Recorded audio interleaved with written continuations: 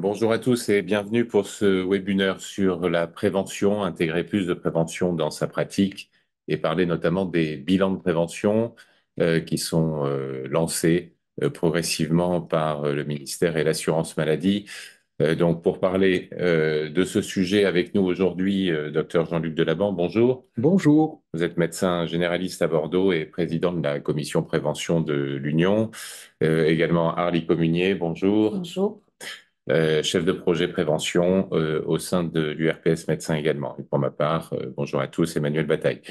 Je vous rappelle que pour poser vos questions, vous avez le menu en bas sur votre outil visio, Zoom, le bouton Q et R pour questions et réponses. N'hésitez pas au fil de l'eau à poser vos questions comme d'habitude. Après une première intervention, nous reprendrons aux différentes questions pour y répondre. N'hésitez pas à poser vos questions en utilisant ce menu Q et R et pas le bouton de chat. Merci à vous. Donc, nous continuons avec ce sujet donc de la prévention, intégrer plus de prévention dans sa pratique, tel est le titre.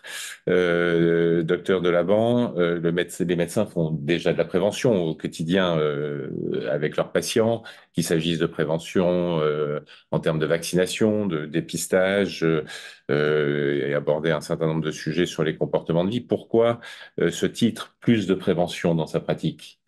Alors, probablement parce qu'on en fait déjà, mais est-ce qu'on en fait assez? Voilà la question qu'on peut se poser. Et puis, qu'est-ce qu'il y a derrière ce mot de prévention? Si on regarde pour l'assurance maladie, la prévention, ça se résume malheureusement souvent qu'à la vaccination ou au dépistage des cancers. Nous, la prévention, c'est aussi faire des bilans sanguins, avoir des données biomédicales, le taux de cholestérol, la tension, des marqueurs particuliers. Est-ce qu'on s'intéresse assez sur les déterminants de santé que sont certains comportements de vie qui peuvent faire le lit des maladies chroniques? Donc, vous voyez que le terme de prévention va très loin. On la classe aussi parfois en prévention primaire, secondaire, tertiaire par rapport à des maladies qui sont déjà développées ou en amont. Donc, vous voyez, la question est vaste et en tout cas, ce qui est sûr, c'est qu'on en fait probablement pas assez. Et pourquoi est-ce qu'on n'en fait pas assez? Et comment est-ce qu'on pourrait en faire plus? Et pourquoi on a fait ce webinaire pour essayer de trouver des moyens d'en faire davantage?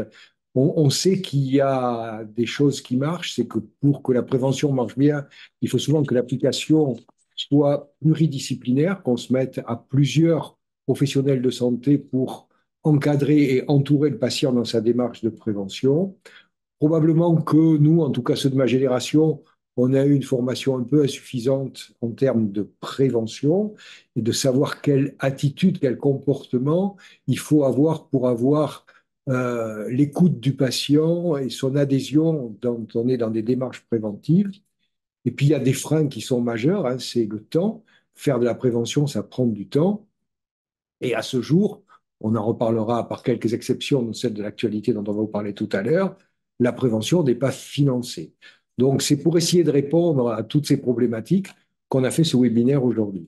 Oui, sachant que les pouvoirs publics lancent donc ces bilans de prévention, donc nous allons voir en quoi consiste ce dispositif, comment c'est construit, quel en est le parcours, quels en sont les moyens, les outils. On vous explique tout au travers de ce webinaire très concrètement. Donc d'abord, c'est un Alors, dispositif. c'est un dispositif qui est donc, vous l'avez dit, voulu par le chef de l'État à la base et décliné par le ministère et l'assurance maladie. Alors, on va le revoir après. Ce que je vous expose là, c'est un descriptif, hein, sans jugement qualitatif, un simple descriptif de quels sont ces bilans de prévention. Ben, pour commencer, ils ne sont pas pour tout le monde, mais ils sont réservés à quatre tranches d'âge, hein, entre 18 et 25 ans, entre 45 et 60, entre 60 et 65 et entre 70 et 75. On va donc interroger vers ce dispositif les patients de ces tranches d'âge sur des thématiques préconisées, hein, qui sont autour du cancer, des maladies cardiovasculaires. Mais voilà, beaucoup de biomédical et ces bilans devront être pratiqués simplement par 4 effecteurs de soins, les médecins bien sûr, mais aussi les pharmaciens, les infirmiers et les sages-femmes. Alors, normalement, le déploiement a dû commencer début 2024 après une expérimentation qui a eu lieu sur les derniers mois de l'année 2023 dans les Hauts-de-France, dont on vous reparlera probablement un peu tout à l'heure. Alors, ils sont annoncés depuis le début 2024, mais en réalité, la vraie campagne n'a pas totalement encore commencé, mais ça, en tout cas, ça va avoir lieu dans l'année.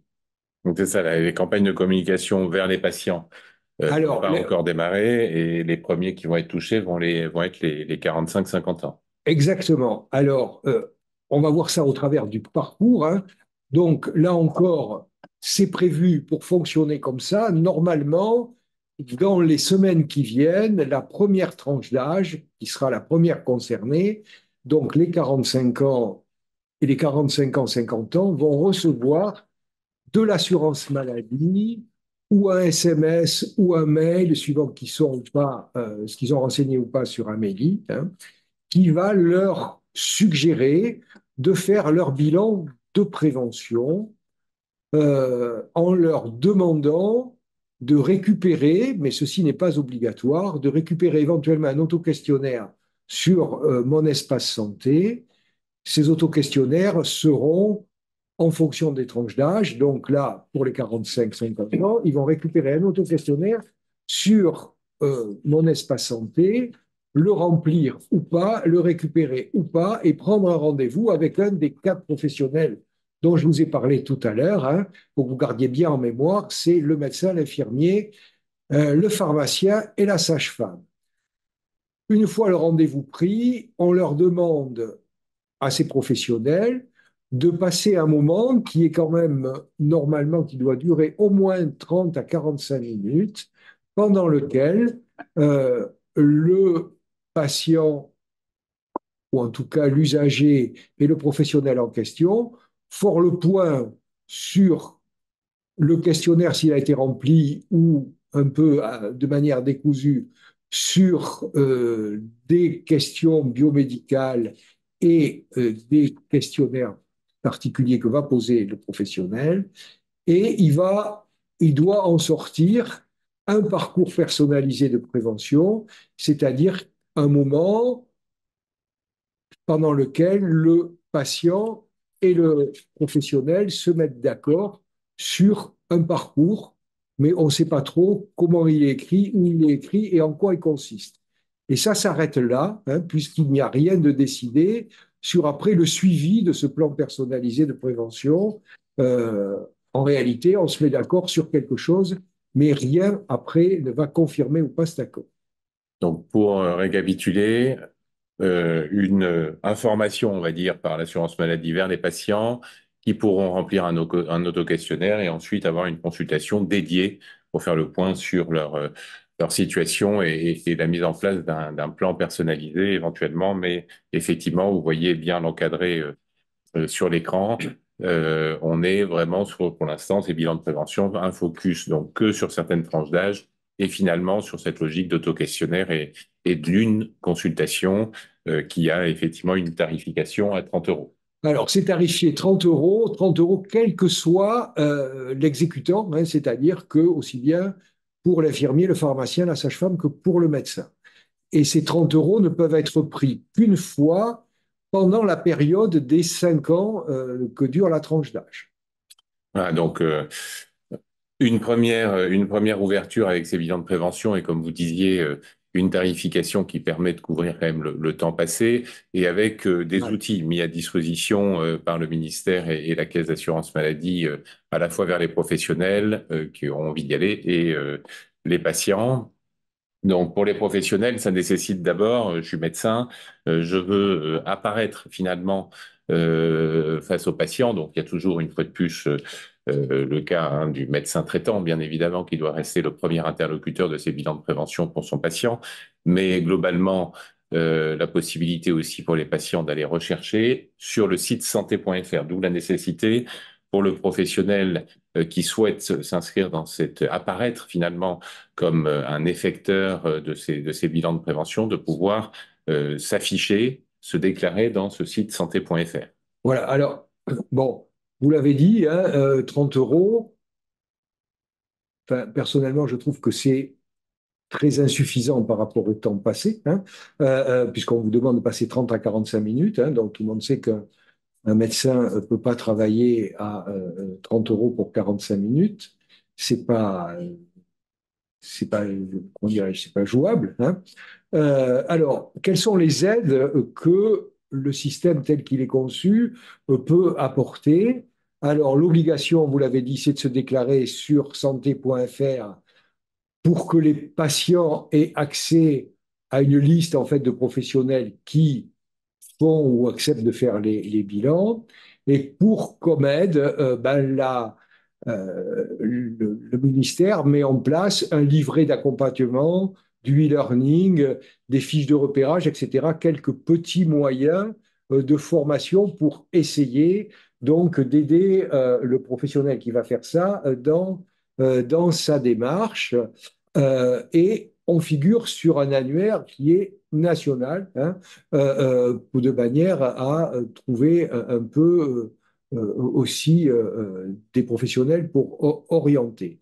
Côté patient, il y a ces auto-questionnaires que les patients, et qui ne sont pas obligatoires, peuvent récupérer sur leur espace santé. Que dire sur ces auto-questionnaires, hein, qui sont très biomédicaux, pas tellement validés, que nous, ils ne nous plaisent pas tellement, pour le dire clairement. Et puis, il y a un plan personnalisé, il y a des liens, mais là non plus, il n'y a aucun moyen de tracer dans cette logique-là tout ce que vous faites, à part l'écrire sur un morceau de papier et éventuellement remettre ce morceau de papier dans mon espace santé. Donc là encore, pour récapituler, un certain nombre de ressources, d'outils mis à disposition. Côté professionnel, pour effectivement savoir bien démarrer, être épaulé. Côté patient, avec ces autoquestionnaires, mais qui sont au format papier, hein, imprimé, rien de numérique, à part quelques liens vers des sites thématiques qui pourront être affichés. Le plan personnalisé, là aussi, défini avec le professionnel et est au format papier, un peu comme un compte-rendu qu'on rendrait à son patient. Par rapport à tout ça, Harley Communier, ces bilans de prévention, c'est une bonne avancée pour, une fois de plus, aller dans une approche où on prend du temps le plus tôt possible en s'interrogeant sur sa santé entre un usager, un citoyen que nous sommes tous, et un professionnel de santé, mais tout n'est pas encore abouti. Alors, notre réflexion est basée sur de l'expérience. On ne peut que se réjouir de voir apparaître des parcours de prévention enfin, mais on s'interroge sur leur mise en œuvre. Et pour s'interroger, on se base à la fois sur ce qu'on a pu vivre en Hauts-de-France et en Nouvelle-Aquitaine depuis 2 ans avec le dispositif qu'on vous présentera ensuite, mais également sur une enquête qui a été menée par l'URPS Médecins Hauts-de-France auprès d'expérimentateurs de ce dispositif, des bilans de prévention et de non-expérimentateurs. Et là, alors on ne rentrera pas dans tous les détails, mais en gros, les questions portent sur d'abord le public cible. C'est très bien de proposer à des périodes fixes, mais c'est une consultation sur la période. Notre approche est beaucoup plus en tout cas, les questions qu'on se pose, c'est et les autres. La question qu'on se pose également sur la population cible, c'est qui va y aller? Si notre priorité, je dirais, est de toucher ceux qui y vont le moins facilement, on s'interroge sur le processus qui est proposé, à savoir que les personnes reçoivent une invitation et doivent faire la démarche active d'aller prendre un rendez-vous vers le professionnel. Notre expérience, en tout cas, montre que ça ne marche pas très bien. On s'interroge également sur ce que présentait le docteur Delaban tout à l'heure, c'est-à-dire sur ce temps d'aval. Qu'est-ce qui se passe après? Remplir des autoquestionnaires, on sait que ça peut être délétère si derrière, il n'y a personne qui prend le temps de pouvoir débriefer avec les personnes. Et dans le dispositif actuel, en tout cas, n'est pas proposé de suivi ou en tout cas n'est pas décrit une organisation structurée de suivi. Donc, on s'interroge sur ce suivi, sur ce suivi. Les autres questions qu'on se pose, c'est plus au niveau des professionnels. Ce que vous avez déjà mentionné, docteur Delaban, c'est-à-dire le financement, je ne reviendrai pas dessus, mais également des questions qui sont remontées de l'enquête menée dans les Hauts-de-France, financement du suivi aussi, parce qu'on parle de la consultation, mais comment financer le suivi s'il y a des besoins de suivi diète ou suivi psycho, comment ça va être financé? C'est bien de faire émerger des besoins, mais derrière, si on ne peut pas mettre en œuvre, ça peut poser des problèmes. Se pose également la question, et ça, ce sont les professionnels qui ramènent ça, ceux qui ont expérimenté, de la formation à l'utilisation des outils, mais pas uniquement. De la formation aussi à comment mener un entretien. Enfin, alors c'est peut-être plus nous qui, avec notre expérience, qui mettons ça en avant, c'est quelle communication entre les professionnels. Si c'est un pharmacien, par exemple, qui va faire l'auto-questionnaire et le premier bilan, comment le lien se fait avec le médecin, en utilisant quel support, enfin voilà, toutes des questions de communication et qui sont les professionnels qui sont prêts à se lancer. On vous racontera un petit peu comment nous, ça se passe avec notre parcours de prévention et c'est pas si simple que ça. Enfin, ce qui nous a pas mal interrogé, c'est cette notion d'orientation. Le dispositif des bilans de prévention met à disposition un annuaire national avec possibilité d'orienter, soit vers des centres de ressources nationaux, soit vers des lignes d'écoute et un certain nombre de professionnels. Mais notre expérience montre l'importance d'avoir une orientation locale et donc une connaissance des contacts au niveau local. Idem pour tout ce qui est ressources. Le bilan de prévention propose déjà des choses, des liens vers des sites, par exemple, de Santé publique France, sur comme Manger, Bouger ou ce genre de site. Notre expérience montre que ce n'est pas suffisant. Si on n'a pas des ressources qui sont très ciblées, ce sera pas utilisé, ou en tout cas pas utilisé par ceux qui en ont le plus besoin. Donc un dispositif qui se lance, mais voilà, peut-être pas complètement abouti au regard, en tout cas, de nous, des convictions et des approches qu'on peut avoir. On a vu tout à l'heure quand même que ces bilans de prévention sont un parcours avec d'abord une proposition faite aux patients de faire le point sur sa santé avec cette approche préventive, un auto-questionnaire, une consultation d'analyse qui doit aboutir à un plan personnalisé. Tout cela correspond exactement au dispositif MedPrev qui a été déployé maintenant depuis 2 ans en Nouvelle-Aquitaine et depuis quelques mois en région Hauts-de-France. Donc MedPrev est issu d'une réflexion initiée par l'URPS Médecins depuis plusieurs années pour justement avoir une approche personnalisée, un parcours personnalisé de prévention coordonné par le médecin traitant, élément essentiel. Le dispositif a été testé, éprouvé par le terrain, a fait l'objet d'une démarche d'évaluation.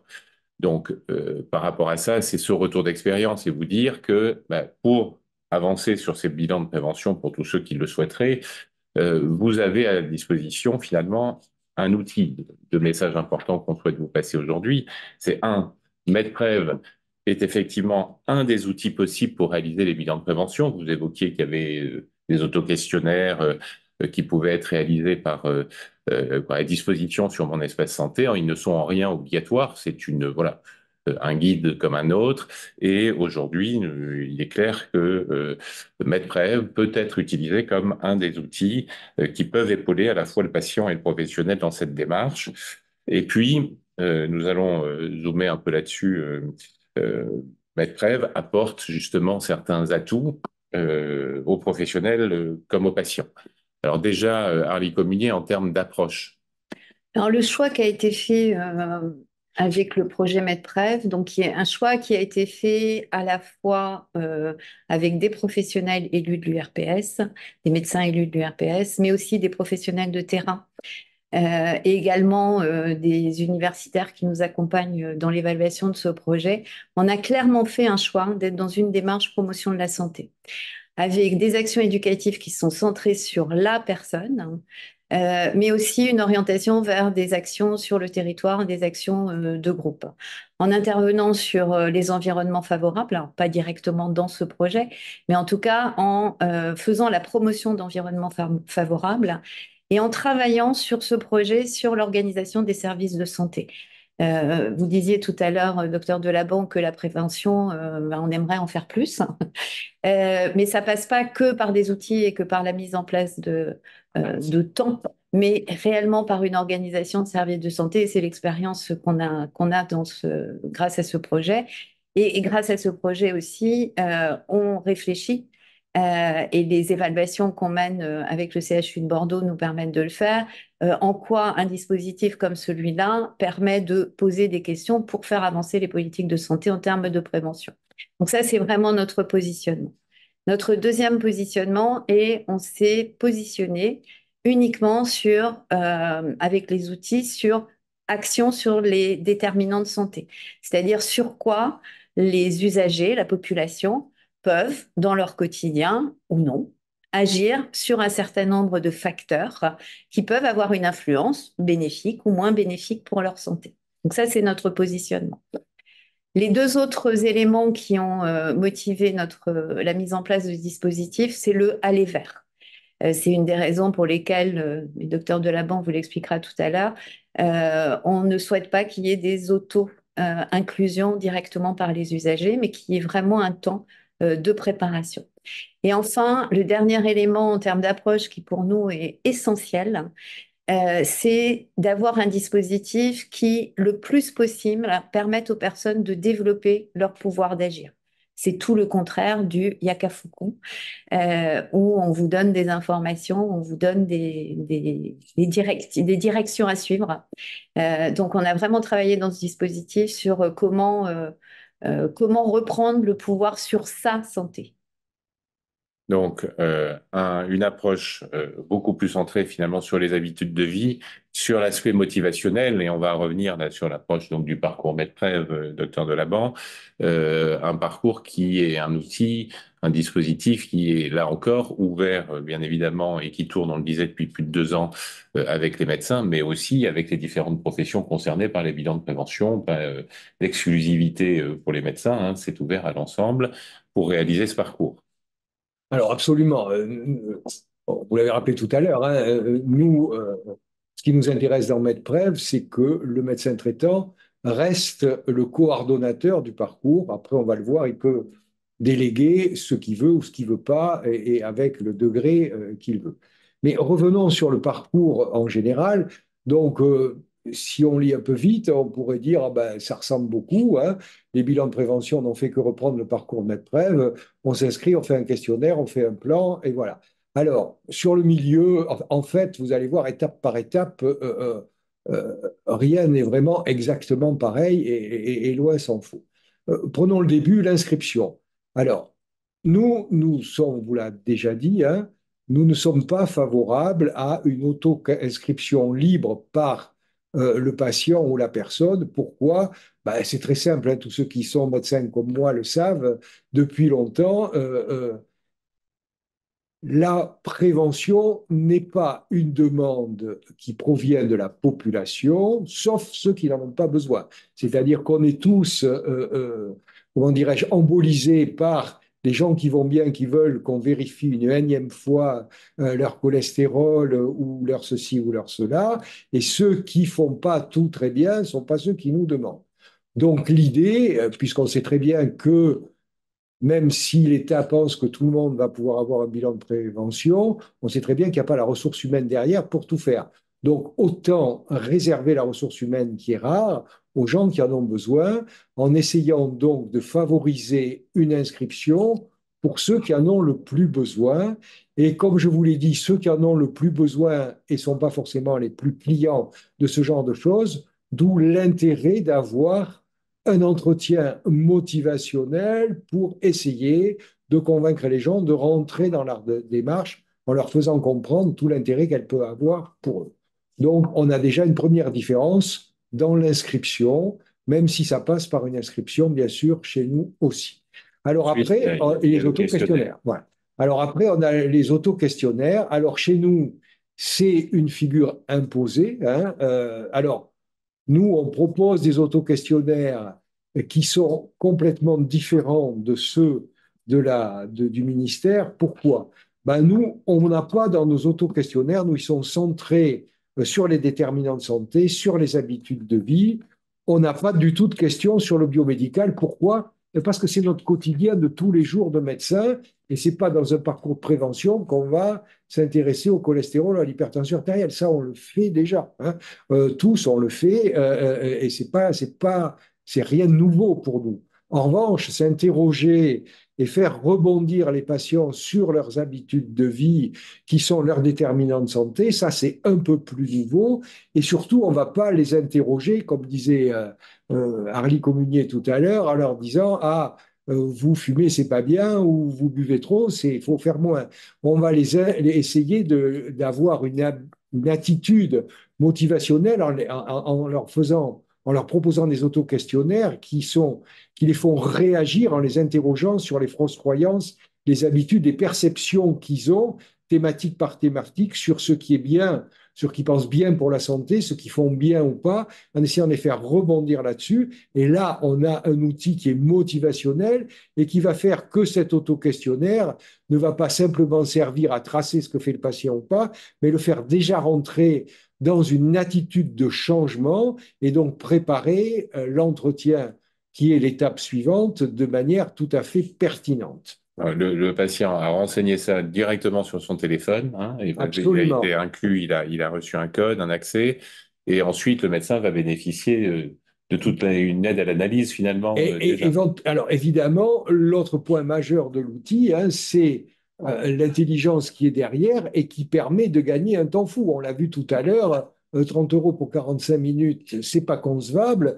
Grâce à l'outil, on va passer beaucoup moins de temps pour avoir l'analyse l'outil va donner une fiche de synthèse qui va permettre quasiment en un coup d'œil de voir où ça pêche chez le patient, là où il est prêt à changer et sur quoi il faut commencer à embarquer la discussion et créer le premier plan de prévention personnalisé et là où on a du grain à moudre avec le patient.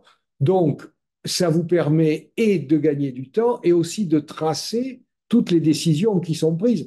Car le plan personnalisé, ben, il va s'inscrire directement dans l'outil. Vous pourrez en inscrire un PDF et l'envoyer dans mon espace santé sans avoir de la rédaction à faire et en faire ça en un clic. Le patient va lui-même recevoir tous ses objectifs, les ressources que vous pourrez lui proposer sur son téléphone, dans son espace personnel, sur lequel il pourra aussi s'exprimer. Donc, vous voyez là-dedans un gain de temps extraordinaire et pour le patient et pour vous, et la possibilité d'avoir accès aussi à des ressources qu'on va voir après, qui sont transférables en un simple clic dans l'espace du patient, ce qui est aussi, là aussi, un gain de temps et de pertinence important.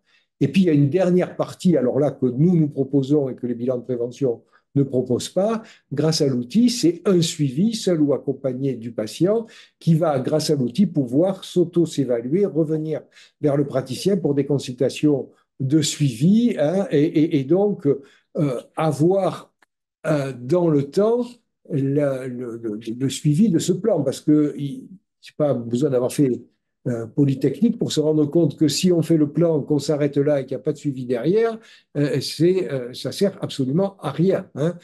Ça n'a de sens que si il y a des entretiens et des suivis par la suite pour vérifier comment les choses se passent et aider le patient à ce que ça se passe le mieux possible.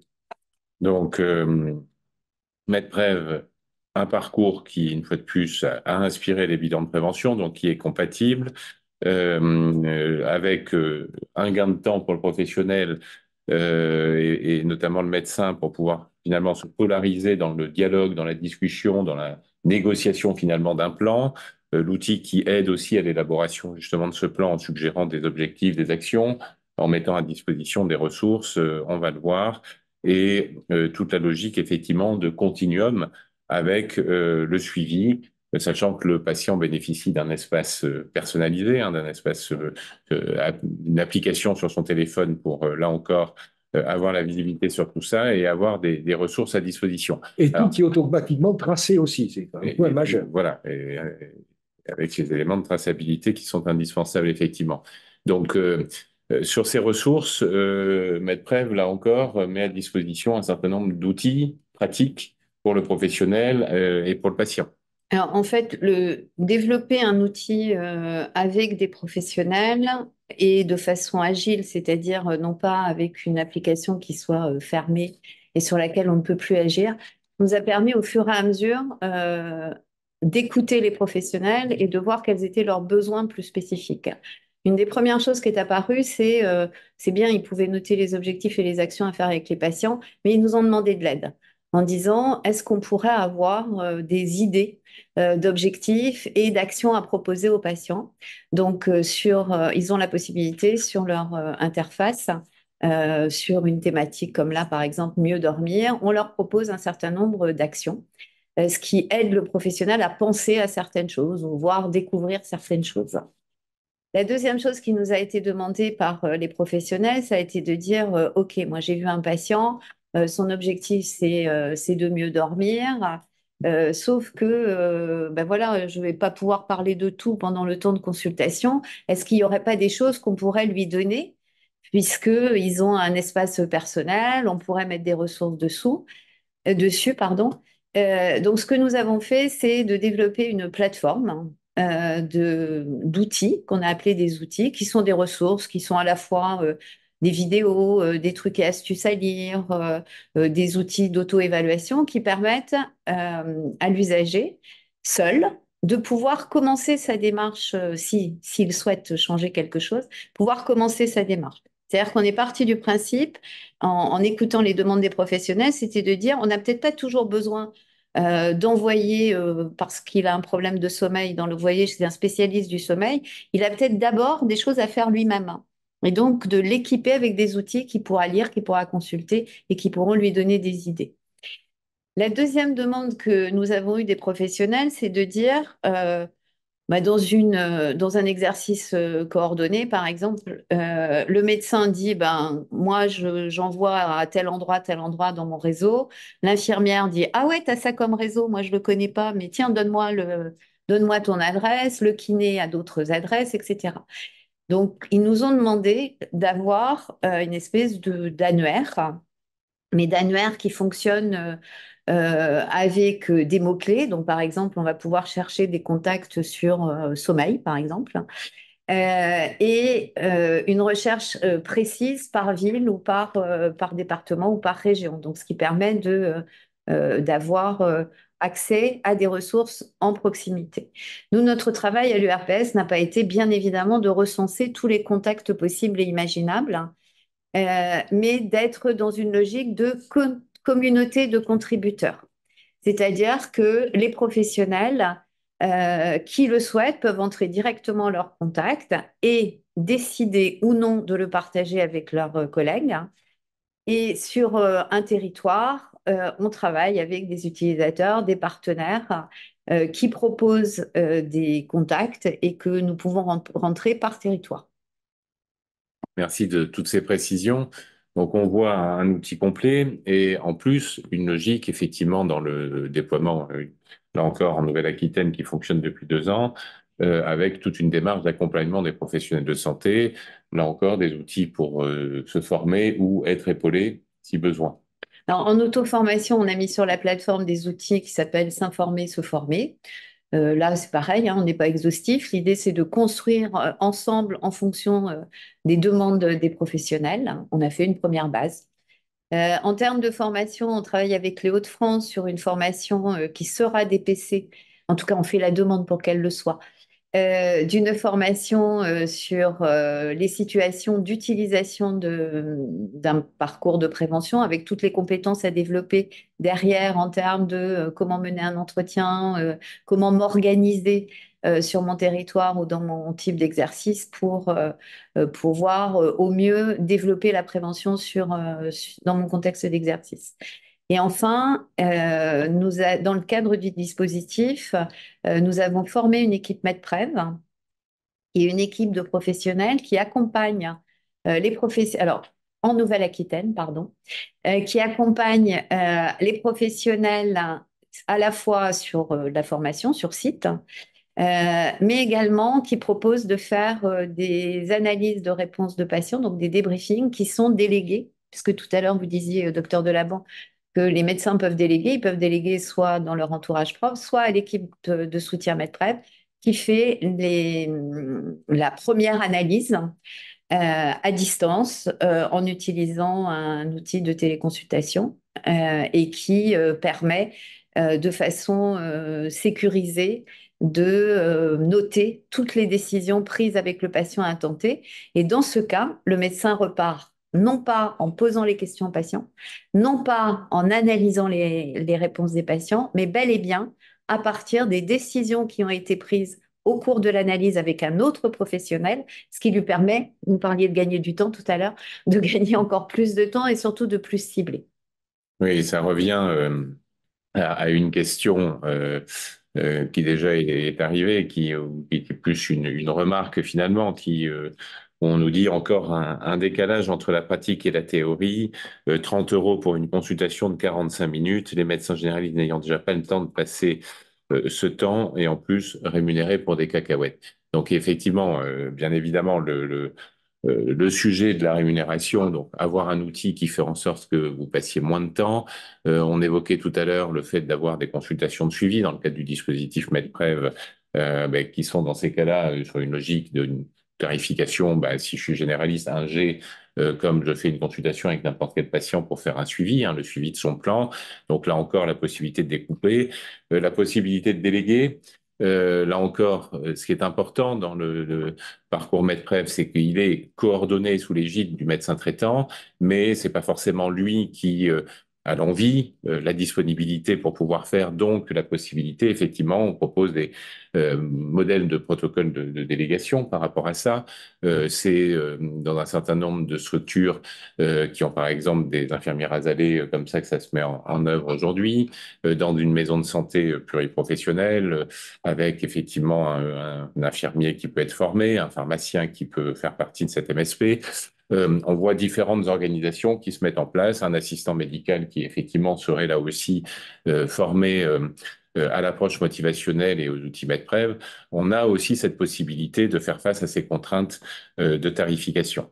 Mais on va peut-être reprendre quelques questions qui vont s'ajouter là-dessus, puisqu'on arrive un peu au terme de notre présentation pour laisser le temps à quelques questions. Donc, pour récapituler, docteur Delaban, MedPrev, c'est un outil possible pour les bilans de prévention. Alors, ouais. C'est un outil qui est possible, au-delà même de possible. Je dirais que c'est un outil qui est souhaitable pour les bilans de prévention. Alors d'abord, pour vous dire que, bien entendu, on a bien pris contact avec l'assurance maladie, hein, et donc l'utilisation de MedPrev comme dispositif de réalisation de bilan de prévention en lieu et place du dispositif proposé par le ministère est tout à fait autorisé et ne posera donc aucun problème à ce que vous puissiez facturer. Donc, pour ceux qui ne le savent pas, le code ACT, c'est RDV, en dispense d'avance de frais, pour 30 € le bilan de prévention. Alors, ajoutons, pour répondre aux confrères, sur lequel je suis assez d'accord sur la pauvreté des cacahuètes du temps passé, il y a quand même l'opportunité, si pendant ce bilan de prévention, vous y associez quelque chose qui est un acte de consultation médicale, par exemple, si vous prenez l'attention, ou si, à l'occasion de ce que rapportent vos questionnaires MedPrev, où vous dites qu'il y a peut-être intérêt à faire une analyse de sang ou une radio de ceci, bref, si vous médicalisez en quelque sorte un peu cette consultation de prévention, vous pouvez associer au code RDV notre lettre clé, donc G ou GS, à 26,50, ce qui fait que le temps passé est quand même là, pour le coup, valorisé à 56,50 € en tout. C'est pas le Pérou, mais c'est déjà plus acceptable par rapport au temps passé. Alors après, la problématique, hein, c'est nous, pourquoi on défend ça? Parce qu'on pense que le médecin traitant doit rester, le mettre à bord en ayant la faculté de déléguer, on vous l'a déjà dit, autant qu'il veut ou qu'il souhaite sur ça, mais on souhaite quand même que le médecin traitant reste le maître à bord, hein. une crainte serait qu'on nous dise, après avoir fait les bilans de prévention, les médecins se sont saisis de rien, les autres professionnels de santé sont rentrés à fond dedans, la prévention, ça fait plus partie du travail du médecin. On est là Et on sait à entre quel point en médecins. ce moment, On le pouvoir sait, public saute sur voilà. n'importe quelle occasion. Alors oui, on casse l'usine, hein, on casse l'immeuble et on le vend par appartement. Hein. Il y a un moment où quand il n'y aura plus du tout d'appartement, ça va être compliqué de rester médecin. Hein. Donc, je pense que ça a de l'importance. Euh, Deux petites choses qu'on n'a peut-être pas dites sur MedPrev assez. Hein. Harly Communier vous a parlé de l'évaluation, hein, mais pour dire par là que c'est quelque chose qui tient quand même très bien la route. Depuis le début, on est évalué ici par le CHU, par un service qui s'appelle le SMIP et qui est tout à fait spécialisé dans ce type d'évaluation au plus haut niveau. Hein. Donc, je ne suis pas sûr que ce qui a été proposé par le ministère ait le même niveau d'évaluation. Hein. Deuxième chose, MedPrev a quand même reçu, il y a maintenant un an et demi à sa création, le prix de la meilleure innovation en ville par l'Agence du numérique en santé au niveau national. Hein. Là aussi, ce n'est pas quand même produit par hasard, ni le fruit donc d'un grand travail que nous avons, nous, depuis des années derrière. On n'a pas sorti MedPrev du chapeau maintenant. Ça fait des années que notre commission travaille sur ce sujet. Alors, quelques questions qui sont arrivées. Comment cibler les personnes à qui proposer MedPrev? Harly Communier? Ça, c'est une bonne question. C'est une bonne question parce que, comme nous sommes des grands optimistes, on s'était dit qu'on pouvait proposer MedPrev à tout le monde. Et en fait, l'expérience, nos 2 ans d'expérience là, nous ont montré que, effectivement, ça s'adresse à ou en tout cas, ça a une valeur ajoutée. Tout le monde peut l'utiliser, mais ça a une valeur ajoutée à certains moments. Et notamment à certains moments où il y a des événements majeurs dans la vie des personnes. On déménage, il y a eu un mariage, il y a eu une naissance, il y a eu voilà, ou des événements de santé, un accident, un problème de santé, un accident de parcours. Donc très clairement cela. Ce que nous ont rapporté les médecins aussi utilisateurs, et ça c'est assez intéressant, qui le proposent à tout nouveau patient et avec un objectif très clair, qui est de dire, moi, ça me permettra de mieux le connaître, et deux, ça permettra à la personne de rentrer dans une relation où d'emblée, le médecin lui demande de réfléchir, c'est-à-dire d'être dans une logique réflexive et donc moins attentiste. Dites-moi ce que j'ai, docteur, et je ferai ce que vous me dites. Donc voilà, avec une démarche, voilà, une démarche intéressante. Après, si on écoute assez rapidement pour répondre à cette question, si on écoute les médecins utilisateurs, ils ciblent aussi sur ceux qui viennent toujours pour les mêmes raisons. Les mono-raisons, comme dit une de médecins qui l'utilisent, qui viennent toujours pour chercher un truc, toujours la même chose. Ceux qui viennent pour les aidants, les mamans qui viennent pour leurs enfants mais qui ne s'occupent pas d'elles. Toute personne dans votre patientèle que vous avez repéré comme ayant des habitudes de vie et des comportements qui peuvent à terme avoir un effet sur leur santé sans pour autant avoir de pathologie, ou des personnes qui ont déjà une pathologie mais qui ont des habitudes de vie qui ne font que majorer ou provoquer ou je trouve pas mon mot, Majorer le risque. majorer le risque. Donc voilà. Donc on a aujourd'hui une expérience qui nous permet, d'ailleurs on est en train de formaliser ça, on l'a travaillé avec les Hauts-de-France aujourd'hui, on est en train de formaliser un peu tous les profils de personnes pour lesquelles l'entrée dans un parcours de prévention comme ça a un effet sur leur parcours et leur santé. Si je peux juste rajouter un mot, hein. Donc vous voyez bien que ça n'a rien à voir avec les tranches d'âge, hein, Ah non. que en gros le moment où on trouve beaucoup ça, c'est le mariage, les désirs d'enfant, d'en mettre en route ou après l'accouchement, etc., qui est donc pile poil dans la tranche d'âge qui n'est pas couverte par les rendez-vous de prévention, c'est-à-dire entre 25 et 45 ans. Hein. Je vais arrêter là parce que je ne veux pas être trop critique, mais c'est quand même assez significatif. Que dire d'autre? Donc, vous pouvez proposer MedPrev, bien entendu, quand c'est le plus opportun, hein, comme l'a rappelé Harly Communier. Le bémol, peut-être je ne vous l'ai pas assez dit, hein, c'est que si vous pouvez utiliser MedPref pour les rendez-vous de prévention, vous ne pouvez pas quand même facturer 30 euros en utilisant MedPref si vous n'êtes pas dans les tranches d'âge prévues dans les rendez-vous de prévention. Donc là, vous devrez vous contenter des 26,50 €. Sur les populations cibles, c'est aussi les jeunes quand même. Alors, MedPref démarre à partir de 16 ans. Plus tôt on sensibilise, hein, on sait aussi que tout un tas de personnes qui démarrent dans la vie active vont pendant plusieurs années peuvent être plutôt en bonne santé, donc pas forcément être en lien avec les professionnels de santé, donc pas forcément se préoccuper et du coup de leurs habitudes de vie et du coup de des impacts que ça peut avoir. Donc il y a aussi ces populations-là qui peuvent être tout à fait ciblées. ouais. On évoquait aussi les apprentis, typiquement, hein, qui sortent rapidement du système de santé. Enfin, voilà, il y a quand même beaucoup de populations qui peuvent être concernées de manière très Donc, pertinente. toutes ces populations jeunes, ça va être l'objet spécifique de notre expérimentation cette année. Enfin, expérimentation, on n'est plus en expérimentation, en déploiement, mais de cibler sur ces populations-là, parce que nous, on se pose des questions de savoir si, en termes d'approche, en termes de questions, les questions que nous avons fait pour une population adulte, en général, est-ce qu'elle est adaptée à ces populations plus jeunes? Donc voilà, ce sera l'objet du travail de. J'y répondrai mieux fin 24. N'hésitez pas à reposer des questions, quelques autres qui sont arrivées, mais voilà, il y a encore un peu de temps. Combien ça me coûte, MedPrev? Eh bien, MedPrev, c'est un outil qui a été créé par l'URPS Médecins. Vous savez que l'URPS Médecins, elle est financée par des cotisations obligatoires des médecins. Donc, ben, c'est gratuit, hein. Donc, c'est gratuit pour vous, c'est gratuit pour le patient. Est-ce que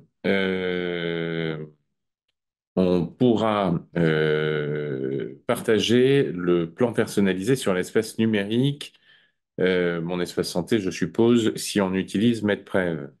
Alors aujourd'hui, oui, c'est-à-dire tout ce qui est tracé sur MedPrev, à savoir la synthèse des questionnaires auxquels les personnes ont répondu, les objectifs définis, etc., sont exportables en PDF. Mais on est en train de travailler dans l'évolution de notre outil numérique sur une synthèse plus globale, je dirais, qui ressemble plus à ce que proposent les bilans de prévention.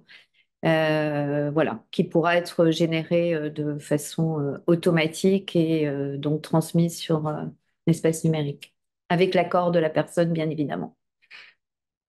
Alors, une remarque pour alterner les questions et les remarques, mais puisqu'on évoquait les éléments de tarification tout à l'heure, un médecin qui évoque je me contenterai parfaitement des 26,50 € pour utiliser MedPrev, puisque je pense que son utilisation m'amènera à revoir les patients au long cours et pas une seule fois. Vous avez effectivement compris le message que nous souhaitions faire passer dans toute la dimension de continuum, hein.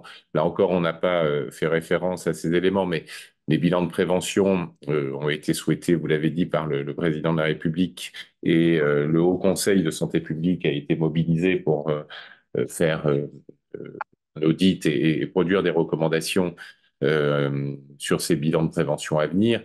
Et effectivement, ouais, MedPrev a été audité. Vous avez été audité, Hervé Cominier, par cette équipe. Et quand on voit les recommandations au Conseil de santé publique, ben, effectivement, le dispositif MedPrev colle quasiment intégralement à ces recommandations, et notamment la mise en avant de la dimension de continuum qui est assez essentielle. Je pourrais rajouter juste un mot sur cette notion de suivi. Merci d'avoir pointé ce souci de suivi. Donc aujourd'hui, dans MedPrev, il y a possibilité bien évidemment de tracer les suivis, mais on a en retour de terrain, en fait, à la fois des utilisateurs usagers, patients, et à la fois des professionnels, et remonter la nécessité de continuer à enrichir l'auto-questionnement. Donc là, notre équipe travaille sur l'identification de nouveaux auto-questionnements, de la possibilité de refaire dans le temps les questionnaires. Et donc, on travaille sur des synthèses automatisées de avant-après ou avant-pendant et vers où je vais. Donc voilà, tout ça pour vous dire que dans l'évolution de MedPrev dans les mois qui viennent, je pense que ce sera euh, début du deuxième semestre, il y aura cette possibilité d'aller encore plus loin dans le suivi avec cet objectif de vous aider, vous les médecins, à avoir des outils qui vous permettent de suivre tout ça et aux utilisateurs de rester dans cette logique d'auto-questionnement et de réflexion et de mise en œuvre. D'où je viens, j'en suis où, vers où je vais. Alors, une autre question. On en revient au ciblage des patients, mais ça, c'est évidemment, les questions arrivent aussi par rapport au sujet qu'on aborde. Comment ciblez-vous les patients éloignés du soin concernant les profils des patients pris en charge par via MedPrev, sont-ils souvent des CSP+++? C'est une super bonne question, ça. Alors, vous imaginez que ça fait partie de nos préoccupations et qu'on regarde ça de très près. Spontanément, les gens qui vont vers MedPrev, au début, quand on l'a testé, où les gens pouvaient choisir d'y aller, c'est effectivement les gens qui sont plutôt CSP+, pas forcément 3+, mais plus. Euh, Dans le ciblage des personnes par les médecins, on leur a demandé en disant proposer à tout le monde, hein, à des gens, quel que soit leur niveau d'études. Et pour les personnes, y compris qui ont des niveaux de littératie en santé relativement bas, proposer des alternatives qui permettent aux personnes quand même de les remplir. Donc, on a quelques infirmières qui ont, alors je ne peux pas vous parler de centaines de personnes, parce que là, on est vraiment sur des petits groupes, mais on y travaille.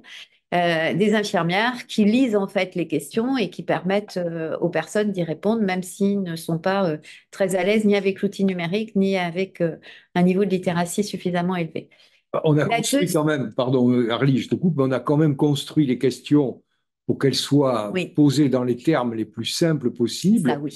Les réponses se font sans texte, hein, c'est juste à des étoiles à cocher ou oui, non, ou peut-être, voilà, mais il y a pas besoin voilà, d'avoir.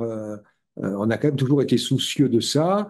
Euh, il est vraisemblable que, par exemple, dans les centres de santé, ça puisse être mis à disposition avec une assistance justement au remplissage des questionnaires.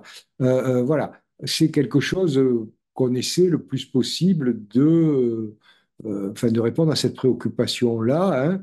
Euh, voilà, c'est un souci. Et pour compléter, sur l'année 2024, en tout cas en Nouvelle-Aquitaine, on développe MedPrev auprès de populations précaires. Voilà.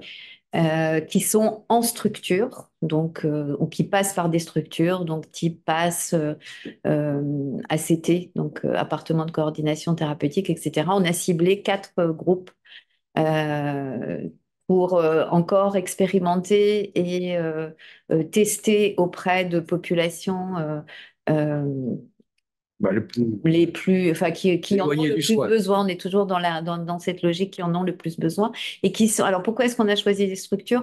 Parce qu'ils sont tous dans des logiques de retour dans le droit commun, c'est-à-dire dans leur parcours, ils sont accompagnés pour pouvoir trouver un médecin, pour pouvoir être bénéficier de droits et pour pouvoir être accompagnés comme tout un chacun, comme tout un citoyen, Oui, comme alors chaque citoyen. je voulais effectivement revenir sur cette première partie de la question, hein, les patients éloignés du soin, donc effectivement passer par des partenaires, par des associations avec qui vous pouvez travailler localement sur vos territoires, qui vont être, une fois de plus, peuvent être des personnes en contact avec les personnes éloignées du soin. Vous l'avez dit tout à l'heure, les aidants qui Ouais. sont souvent dans le déni de leur propre santé et donc vont venir effectivement pour les autres et donc, à un moment donné, peuvent faire partie de ces personnes éloignées du soin, mais qui s'approchent des professionnels de santé par leur fonction d'aidant. Voilà, il y a effectivement euh, euh, la logique, une fois de plus, d'en parler autour de soi, sur des actions de prévention qui peuvent être faites aussi au niveau d'une maison de santé, au niveau d'une CPTS, d'une communication qui sont faites. Ça peut être des relais qui sont pris par des collectivités territoriales en mairie, etc., en termes d'information, quoi. Tous les leviers, comme on le voit pour les dépistages organisés, peuvent être utilisés pour dire, et si on se posait 5 minutes la question, et si vous vous intéressiez 5 minutes à vous, c'est peut-être un petit peu la façon d'entrer dans le sujet. L'idée n'est pas, là encore, de parler trop santé, de parler maladie, de C'est parler... parler de santé, mais pas de maladie. Oui, mais une fois de plus, de s'interroger avant tout sur soi-même, voilà, pour pouvoir avancer sur ces éléments. Autre question qui est arrivée, comment faire en tant que médecin pour utiliser MedPrev? Alors, en tant que médecin, pour utiliser MedPrev, vous nous contactez. Vous allez donc comme vous l'avez compris, hein, MedPrev met en relation une personne avec un médecin qui peut déléguer vers d'autres professionnels de santé. Donc, c'est nous contacter sur le site, on vous a mis quelque part. Non, on ne l'a pas mis. Il appelle, on rajoutera On va vous le rajouter. medprev.org. Sur medprev.org, vous avez un encart contact, hein, donc n'hésitez pas à nous contacter. Pour des raisons RGPD, on vérifie que vous êtes bien la personne qui souhaite s'inscrire. Donc, on vous contacte, soit par mail, soit par téléphone, et on valide votre inscription. C'est-à-dire, c'est nous qui vous donnons l'accès. Donc, vous pouvez commencer votre inscription. Donc, pardon, j'ai pas été clair. Soit vous allez sur Contact, vous nous envoyez un petit message, on vous contacte. Soit vous allez sur le site internet sur Inscription. Vous avez médecin, vous rentrez votre RPPS et automatiquement va se remplir avec les informations RPPS un certain nombre de rubriques. Vous définissez un identifiant, un mot de passe, vous validez et là, c'est nous qui donnons l'accès une fois qu'on vous a contacté. C'était plus clair là? Oui. Merci. Nous arrivons au terme de notre heure de webinaire. Plus de questions a priori. N'hésitez pas à faire circuler le lien vers ce webinaire, vers le replay qui est disponible, comme le replay de tous les autres webinaires à terme, qui sont donc disponibles sur le site pour en parler autour de vous, répondre une fois de plus aux questions sur ces bilans de prévention, donc une réelle opportunité quand même pour parler prévention, avec une tarification réduite, mais qui a le mérite déjà d'amorcer un peu la pompe. Pour ceux, une fois de plus, qui le souhaitent, voilà, pour se lancer sur les sujets de prévention. Une dernière question qui vient d'arriver. Quand on n'est pas médecin, comment s'inscrit-on? Vous faites la même démarche, vous avez professionnel de santé. Voilà, c'est la même démarche. Comme on l'avait dit, on va clôturer les questions et le webinaire. Très bon appétit pour ceux qui n'ont pas encore mangé. Bon courage en tout cas pour votre journée et à très bientôt. Merci de nous avoir écoutés. Bonne journée.